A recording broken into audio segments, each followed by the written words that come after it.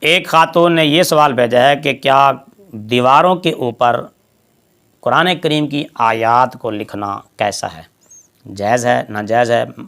بعض اوقات مکان میں یا کسی دیوار پر قرآن کی کوئی آیات لکھی ہوتی ہیں، تو اس کے بارے میں کیا حکم ہے؟ تو اس بارے میں گزارش یہ ہے کہ قرآن مجید اللہ تعالیٰ کا مقدس کلام ہے، اس کا ادب احترام واجب ہے۔ قرآن کریم باعث برکت ہے، باعث دافع بلا ہے، ظاہری اور باطنی بیماروں کے لیے شفا ہے۔ حصول برکت کے لیے قرآن کریم کی آیات کا دیوار پر لکھنا جائز ہے، بشرطے کہ جس رنگ سے، جس مواد سے، جس چونے سے لکھا جا رہا ہے وہ پاک ہو۔ اگر دوبارہ اس جگہ پر رنگ کرنے کے لیے کھرچنا پڑے تو ان ذرات کو کسی پاک اور محفوظ جگہ پر دفن کرنا ضروری ہے، اور وہ جہاں دفن کیے جائیں ذرات، وہ جگہ اونچی ہو، قابل احترام ہو، وہاں کوئی ناپاک چیز نہ لگے۔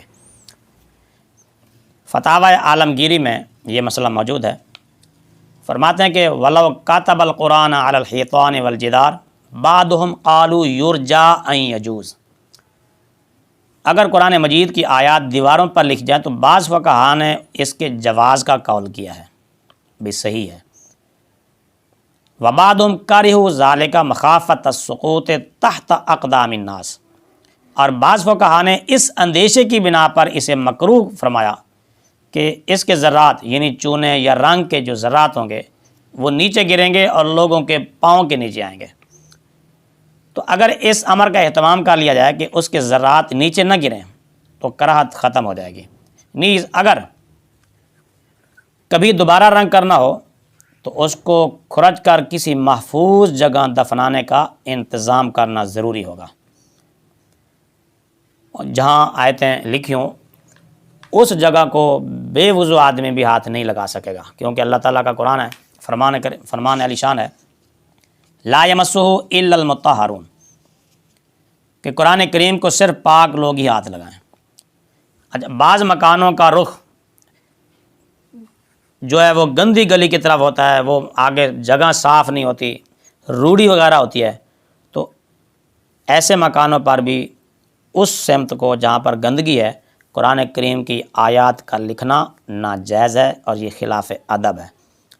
اسی طرح مساجد کے اندر استنجا خانوں کے دروازوں پر یا استنجا خانوں کی دیواروں پر بھی قرآن کریم کی آیات لکھنا جائز نہیں ہے۔ ہاں، اگر وضو خانہ الگ ہے جس طرح کہ عام مساجد میں ہوتا ہے، اور مساجد کی دیوار پر یا وضو خانے پر دعائیں لکھی ہوتی ہیں تو یہ دعائیں لکھی جا سکتی ہیں تاکہ لوگ متوجہ ہوں اور پڑھیں اور ثواب پائیں۔ لیکن یہ بات ضرور یاد رہے کہ حصول برکت کے لیے آیات کا لکھنا اگرچہ جائز ہے، بشرطے کہ اس میں کسی بھی قسم کی بے ادبی کا احتمال نہ ہو۔ لیکن شریعت کا اصل مقصد قرآن کریم کی تلاوت کرنا ہے، اور تلاوت ہی کو اپنا شعار بنانا چاہیے کہ یہ افضل عبادت ہے، اور اس سے بھی بڑھ کر اور عام بات قرآن کریم پر عمل کرنا ہے۔ تو لہذا دیواروں پر لکھنے کی بجائے اپنے دل پر لکھیں، دیواروں کو قرآن کریم سے سجانے کی بجائے اپنے دل کو قرآن کریم سے سجائیں۔